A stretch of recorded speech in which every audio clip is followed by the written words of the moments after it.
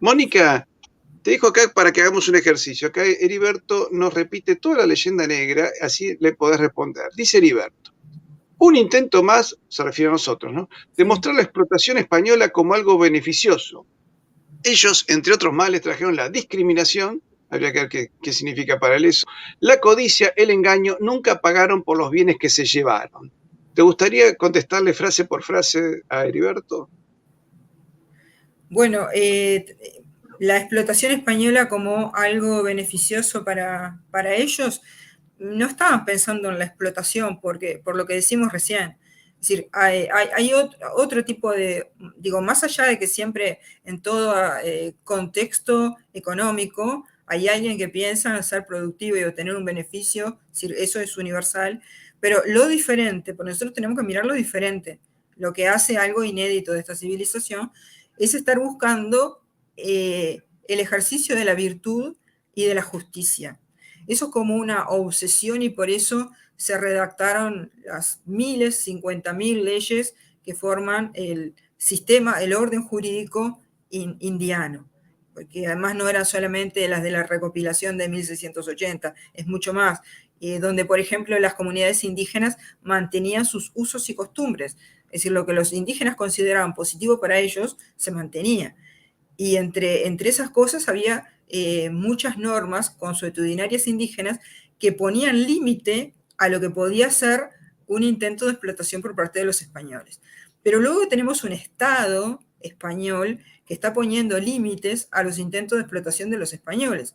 Así que quedaba muy poco margen. El margen que te quedaba era que, bueno, desde España había 14.000 kilómetros de distancia, se hacía difícil mandar a un visitador, pero bajo la legislación indiana, las autoridades indígenas tenían poder y Claro. podían castigar a la mala administración española. Entonces no es solamente que estamos a 14.000 kilómetros de distancia y no se puede hacer nada, no, en América había gente que podía tomar medidas, más allá de las autoridades honestas y Sí. virtuosas que en América tomaban medidas. Además, Después, recordemos que, perdón, había caciques como Alonso Titi Ataúchi que metieron presos a funcionarios de alto rango por no cumplir con la ley de Indias. Eso existió y es más de una oportunidad. Por otra claro, parte, en realidad lo que hace España al comienzo, a los indios que estaban, digamos, en situación absolutamente tribal, los empieza a organizar para que desarrollen explotación de nuevos alimentos. Empiezan a incorporar nuevas frutas, nuevas verduras, nuevos animales. Si vos me decís, les pagaban con conocimiento, porque si vos le das una moneda en aquel momento, para el indio no hubiese tenido ningún valor, era como dar una chapita de colores. Lo importante es que ese indio empezó a comer de manera diferente. Luego le enseñaron a construir viviendas y ya no estar al desamparo de la lluvia, del viento, del frío. Luego les enseñaron a hacer telares y a construir ropa y dejaron de andar desnudos. Es decir, luego les enseñaron a construir escuelas y empezaron a convertir que sus lenguas habladas podían ser escritas, y no solamente en una corteza, sino que podían escribirse no con ideogramas, sino con letras, y que ese papel se podía transmitir de un lado al otro. Luego les hicieron hospitales, les hicieron iglesias, y luego cuando empezaron a tener abundancia de productos, ahí aparece la moneda. Primero las macuquinas, para que empiece un intercambio entre ellos, y luego el real de a 8 cuando empiezan a exportar hasta el Asia. Entonces, eso tuvo un proceso. Si en ese proceso, Heriberto, vos decís que hubo encomenderos que se portaban mal, sí, pero muchísimos de ellos fueron castigados. Y el castigo era severo, desde perder todo, tener que reparar con sus bienes el daño realizado a otras personas, hasta la libertad y hasta la vida. Así que hoy quisiera saber si tenemos algún político en Hispanoamérica que no nos explote, que no aumente los impuestos caprichosamente porque tiene que vivir muy cómodo. Lo vemos en nuestros presidentes. Los presidentes que hemos tenido en Argentina se creen jeques árabes que tienen que vivir a costillas nuestras. En un país empobrecido, ellos viven muy bien. Y estoy hablando de los últimos 40 años, no solamente de ahora. Después, cuando habla de la discriminación, discriminar es elegir. Si una persona elige a otra para casarse, bueno, discriminó entre todas las posibles a esa persona. ¿Qué van a hacer todas las demás personas cercanas? ¿Demandarlo porque no los eligió a los otros? Es decir, lo de discriminación es un término que es muy llevado y traído. Codicia. Y evidentemente los encomenderos que empezaron de explotaciones y se enriquecieron, evidentemente fue una empresa de hombres, no fue una empresa angelical. Pero no quiere decir que eso no haya pero tenido un orden. Es como Claro, decir pero que tenía hoy un límites. hombre pone una empresa y quiere ganar dinero con ella. Si un Estado le pone impuestos imposibles o leyes incumplibles laborales o la energía es carísima, bueno, no pone esa empresa, ¿cierto? Es decir, si no, ¿cómo va a ser una empresa? Por eso decir codicia es un término que también llegó y te digo. Y después nunca pagaron por los bienes que se llevaron. López Obrador dice que España debería pedirle perdón a México. Y México no tendría que pedirle perdón a España porque ahora vamos a ver lo que ha significado la codicia española. La codicia española significó crear 25 universidades. Mirá qué explotados y qué discriminados eran los indios, que los indios accedieron a las universidades. ¿eh? Significó que donde había un altar de sacrificios humanos, Hernán Cortés hizo un hospital que todavía existe, porque esta es una foto actual del hospital que hizo Hernán Cortés.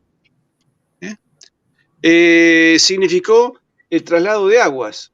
Acá tenemos un acueducto en México que le permitió a las tribus poder trasladar agua y poder desarrollar ciudades, porque se pasó de condición tribal a condición urbana. El imperio español fue un imperio de grandes urbes, y en esas urbes la población española peninsular no pasaba al 5%, era muy poquitito.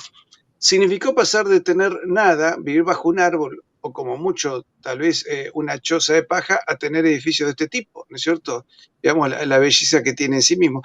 Significó que los indios aprendieron otra manera de entender la vida y de amarse. Fijemos la relación afectuosa que hay entre esos frailes y los indios guaraníes.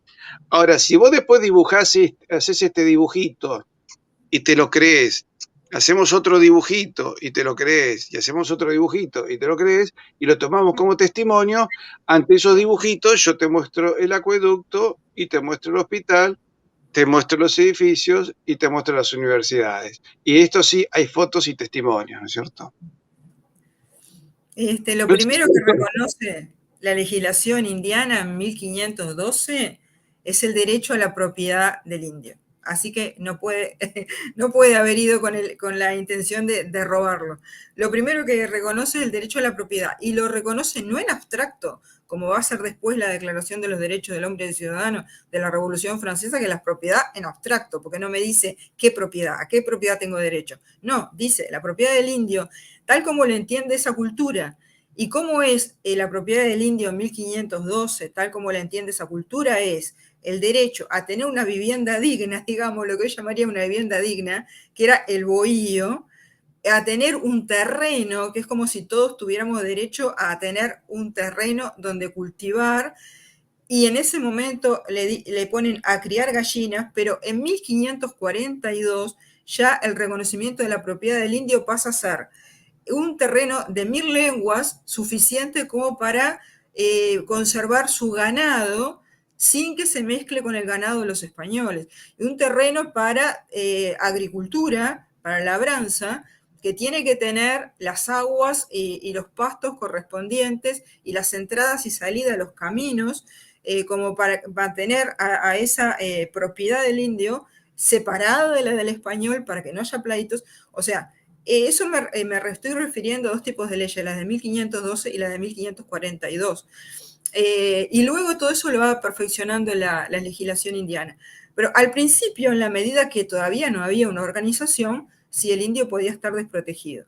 Ahora, cuando empiezan a aparecer instituciones, como es, por ejemplo, las audiencias, entonces los cacicazgos, que eran, o señoríos, que eran los territorios indígenas regidos por un cacique, pasan a tener por encima un nivel de organización que es la audiencia. Y por lo tanto pueden ir a reclamar ante la audiencia los abusos que puede cometer el español que tiene al lado, ese que le puede hacer problema por el ganado y todo lo demás.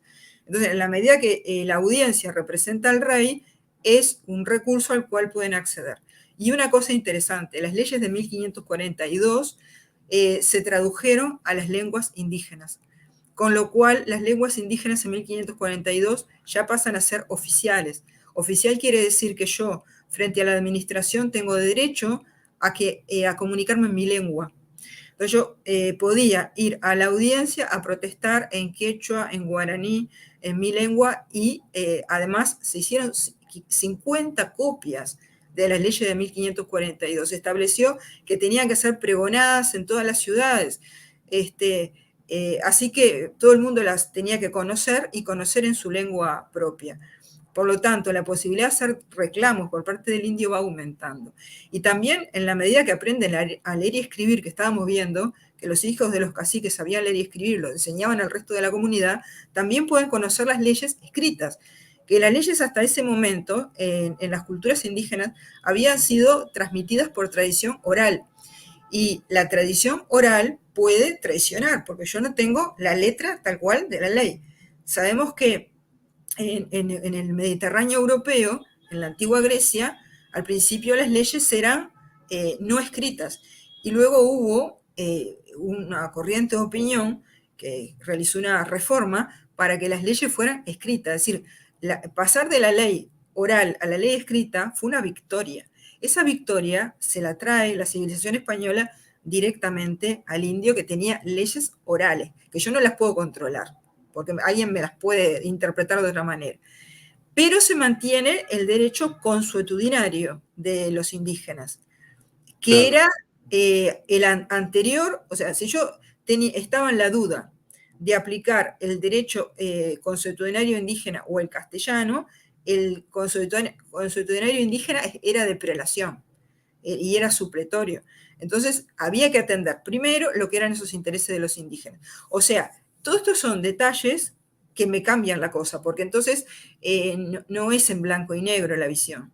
Y lo de la discriminación puede ser a favor de una persona, porque si yo tengo una persona más fuerte y otra más débil, yo puedo estar discriminando a favor del más débil, no quiere decir que la discriminación siempre es a favor del más fuerte, ¿no? Puedo discriminar al más débil. Y el derecho castellano había heredado del derecho romano una noción que era la de que las personas más débiles tienen que tener beneficios, por ejemplo, en un procedimiento judicial, en un proceso judicial. En un juicio tienen que tener beneficios especiales. Y entre esas personas que tenían que tener beneficios especiales estaban las mujeres, estaban los menores de 18 años, estaban los que todavía no conocían bien la fe, estaban los rústicos, los campesinos, y por analogía con todos ellos estaban los indios. Entonces no me podía perjudicar en un proceso un español más rico, más fuerte, porque ya el derecho español establecía que en un proceso donde hubiera un reclamo, un conflicto, el indígena estaba antes que el español, justamente porque el indígena era más débil.